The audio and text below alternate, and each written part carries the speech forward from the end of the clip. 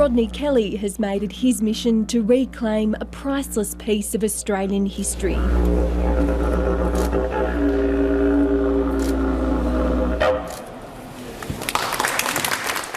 The Dharawal man from the south coast of New South Wales has run a long campaign to see the British Museum return a shield taken from Australia almost 250 years ago. The more times I keep coming back, it gets harder and harder, and I'm finding out new excuses they use. The Guaiagal shield is said to have been owned by Rodney Kelly's ancestor Cooman, who confronted Captain Cook in 1770.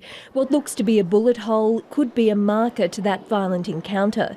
Now Rodney Kelly has become the first descendant to be invited to inspect the ancient artefact.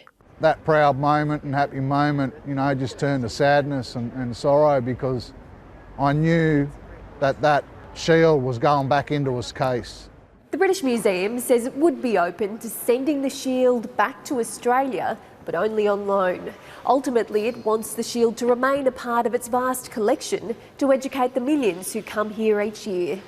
The museum's position really has always been clear in terms of, we feel that the benefit of a collection like the museum's is its strength and breadth. We are here to represent all world cultures, and we want to make sure that we retain the collection as an entity. The British Museum is bound by an Act of Parliament which prevents it from returning antiquities and artworks.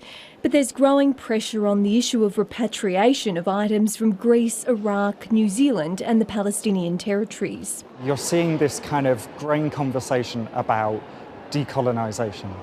And we're kind of moving away from this idea that large museums, like many of the ones we see in London, are neutral spaces.